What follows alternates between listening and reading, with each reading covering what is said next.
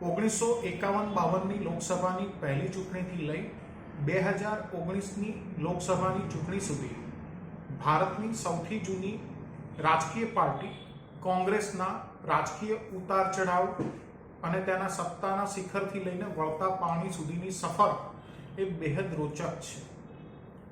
આ સફર ભારતના રાજકીય ઇતિહાસનો એક મહત્વપૂર્ણ ભાગ છે. હું છું આનંદ શુક્લ.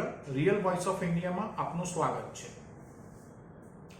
દેશભર પર સૌથી વધુ સમય સુધી શાસન કરનારી અને હાલમાં સૌથી જૂની પાર્ટી કોંગ્રેસ 1952થી લઈ અને 2019 સુધીની લોકસભાની ચૂંટણીઓના દેખાવમાં શિખરથી વળતા પાણી સુધીની તેની સફર એ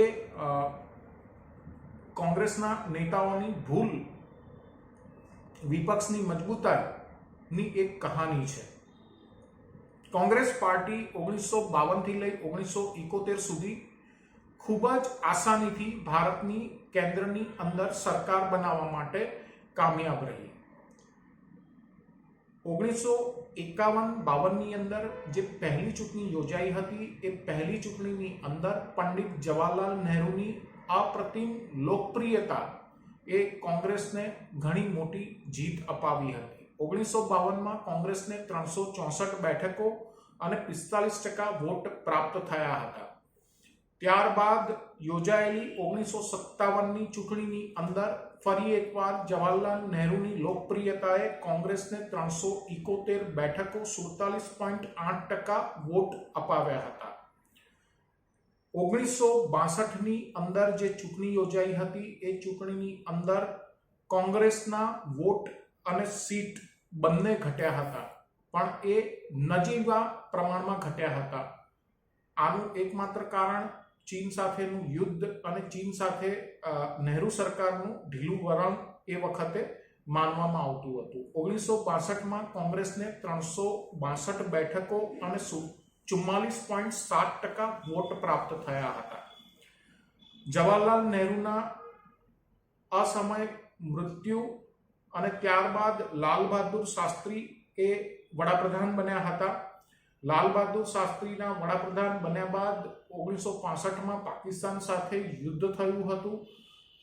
તાસ્કંદ કરાર વખતે લાલ બહાદુર શાસ્ત્રીનું આકસ્મિક અને રહસ્યમય નિધન થયું અને ત્યારબાદ ઇન્દિરા ગાંધી દેશના વડાપ્રધાન બન્યા હતા.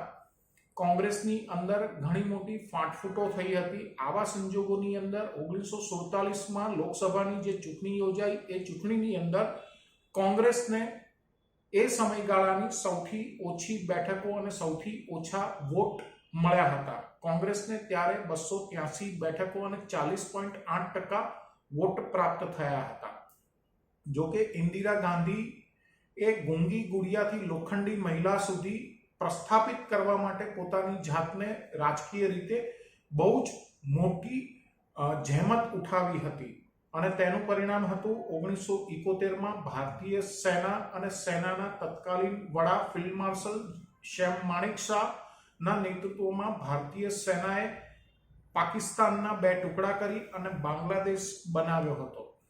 હવે 1971માં જે લોકસભાની ચૂંટણી યોજાઈ હતી એ ચૂંટણીની અંદર કોંગ્રેસને ખૂબ મોટી જીત પ્રાપ્ત થઈ હતી. ફરી એક વખત કોંગ્રેસ નહેરુના જમાના જેવા લયમાં આવી રહી હતી. કોંગ્રેસને 1971ની લોકસભાની ચૂંટણીમાં 352 બેઠકો પ્રાપ્ત થઈ અને 43.7% વોટ પ્રાપ્ત થયા હતા. જોકે આ જે ટર્મ હતી એ ટર્મની અંદર ઘણા વિવાદો થયા. ઇન્દિરા ગાંધીની સરકાર અને વડાપ્રધાન ઇન્દિરા ગાંધીએ આંતરિક કટોકટી જાહેર કરી.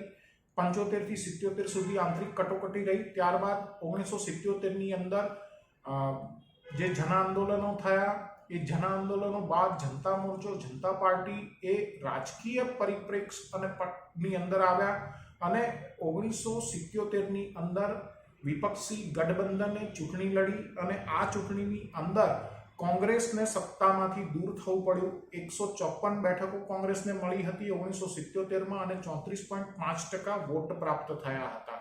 જોકે વિપક્ષી ગઠબંધન જનતા પાર્ટી, જનતા મોરચાની જે સરકાર હતી એ સરકાર ખૂબ ટૂંકા ગાળાની રહી. બે વડાપ્રધાનો વચ્ચે આવ્યા, મોરારજીભાઈ દેસાઈ અને ચૌધરી ચરણસિંહ. ત્યારબાદ ફરી એક વખત 1980ની અંદર ચૂંટણી આવી અને 1980ની અંદર જે લોકસભાની ચૂંટણી આવી એમાં કોંગ્રેસને 353 બેઠકો અને 42.7% જેટલા વોટ પ્રાપ્ત થયા. ઇન્દિરા ગાંધીએ ફરી એક વખત ગાંધી નહેરુ પરિવારની ઓળખ અને પોતાના ભૂતકાળના કરેલા રાજકીય કાર્યો સાથે ફરીથી સત્તા પ્રાપ્ત કરી.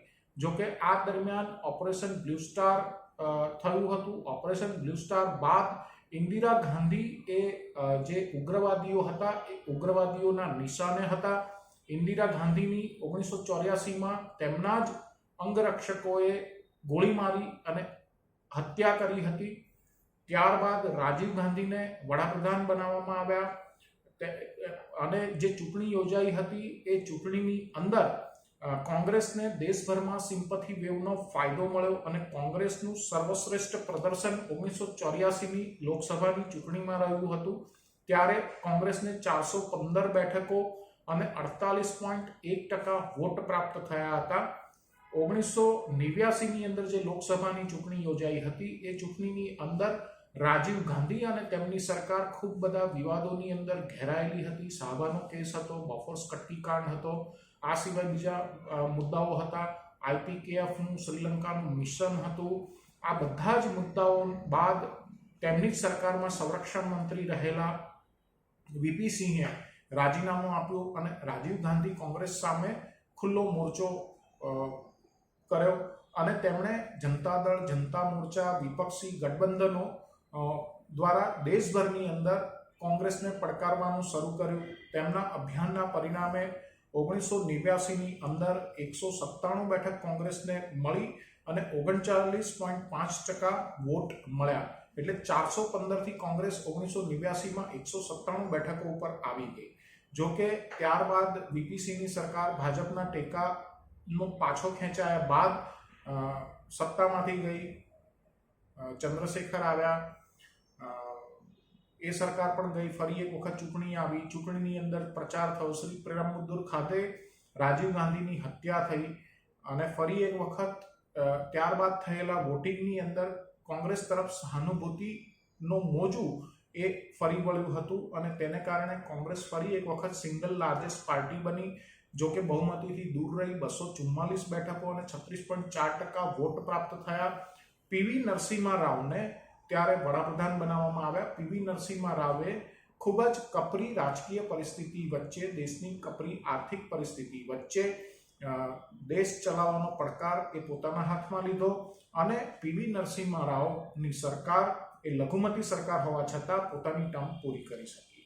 1996ની અંદર જે લોકસભા ચૂંટણી યોજાઈ હતી એની અંદર કોંગ્રેસ એ નેતૃત્વના સંકટમાંથી પસાર થઈ રહી હતી.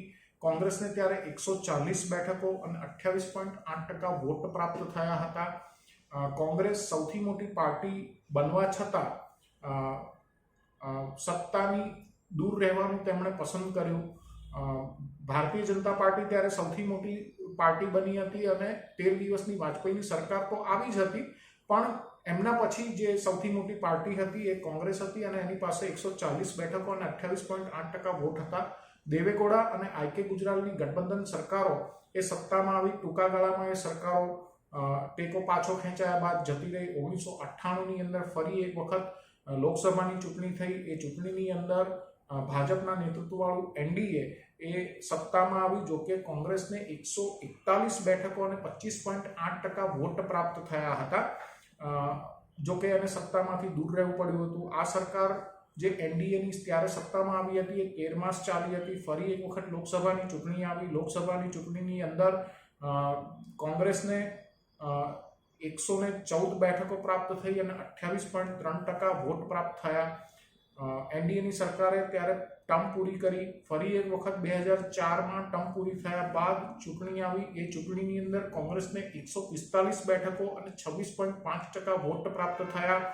તેમ છતાં UPA ના નેજા નીચે કોંગ્રેસના નેતૃત્વવાળી UPA 1 સરકાર ત્યારે સત્તામાં આવી. ફરી એક વખત કોંગ્રેસનો સત્તાયોગ શરૂ થયો, પણ આ વખતે જે સત્તાયોગ હતો એ ગઠબંધનની અંદરનો સત્તાયોગ હતો. 2009ની અંદર પણ ફરી એક વખત લોકસભાની ચૂંટણીની અંદર કોંગ્રેસને 206 બેઠક પ્રાપ્ત થઈ અને 28.6% વોટ પ્રાપ્ત થયા અને UPA 2 સરકારે ત્યારે ટર્મ પૂરી કરી.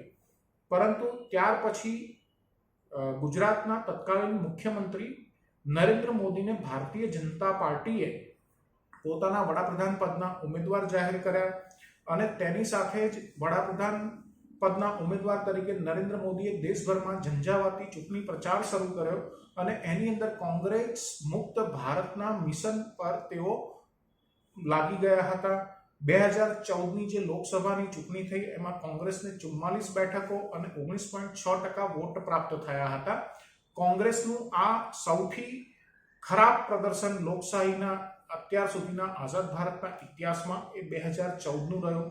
2019માં લોકસભાની ચૂંટણીની અંદર કોંગ્રેસને 52 બેઠકો મળી અને 19.7% વોટ પ્રાપ્ત થયા. આ પ્રદર્શન પણ 2019ની ચૂંટણીથી વધારે સારું તો નહોતું, પરંતુ આ પ્રદર્શન એ દેશની જૂની ગણાતી પાર્ટી માટે ખૂબ જ કારનું અને શરમજનક રહ્યું. કોંગ્રેસને 1984ની લોકસભાની ચૂંટણીમાં સૌથી શ્રેષ્ઠ પ્રદર્શન 415 બેઠકો અને 48.1% વોટ પ્રાપ્ત થયા તે હતું, પરંતુ સૌથી ખરાબ પ્રદર્શન 2014ની લોકસભાની ચૂંટણીની અંદર 44 બેઠકો અને 19.6% વોટ મળ્યા એ હતું. અહીંયા અવારનવાર કોંગ્રેસ જ્યારે સત્તામાંથી બહાર થાય ત્યારે દલીલો કરવામાં આવે છે. જે વિજેતા પક્ષ છે એ દેશમાં 50%થી ઓછા વોટરનું સમર્થન ધરાવે છે, માટે એ લોકશાહીની અંદર એ તથાકથિત રીતે સત્તામાં આવવાને લાયક નથી. જો કે 1952થી 2019 સુધીની લોકસભાની ચૂંટણીઓમાં કોંગ્રેસને મળેલા વોટની ટકાવારી ઉપર નજર કરીએ તો એક પણ વખત કોંગ્રેસને 50% કે તેથી વધુ વોટ પ્રાપ્ત થયા નથી. જે આપણી પાસે આંકડાઓ ઉપલબ્ધ છે એ આંકડાઓ મુજબ કોંગ્રેસે 1952, 1957, 1984ની લોકસભાની ચૂંટણીની અંદર 45%થી લઈ અને 49% સુધીના વોટ પ્રાપ્ત કર્યા છે. કોંગ્રેસે 1962, 1967, 1971, 1980 ના જે લોકસભાની ચૂંટણી થઈ એ ચૂંટણીની અંદર 40થી 45% વચ્ચે વોટ પ્રાપ્ત કર્યા. કોંગ્રેસે 1980, 1989ની અંદર 35થી 40% જેટલા વોટ પ્રાપ્ત કર્યા. 1977, 1996, 1998, 2004, 2009ની અંદર કોંગ્રેસે 25થી 30% વચ્ચે વોટ પ્રાપ્ત કર્યા. 2014 અને 2019ની લોકસભાની ચૂંટણીની અંદર કોંગ્રેસને મળેલા વોટની ટકાવારી એ 20%થી નીચે રહી. હવે અહીંયા લોકશાહીમાં 50%થી વધુ વોટ મળે તો વધુ મજબૂત જનાદેશ ગણાય, એમાં કોઈ શંકાને કારણ નથી. પરંતુ ભારતની રાજકીય વ્યવસ્થા એ બહુપક્ષીય મલ્ટી પાર્ટી ડેમોક્રેટિક સિસ્ટમની છે. આ સિસ્ટમની અંદર એક બેઠક ઉપર કેટલા ઉમેદવારો ઊભા રાખી શકાય મહત્તમ, એનો આંકડો નક્કી નથી.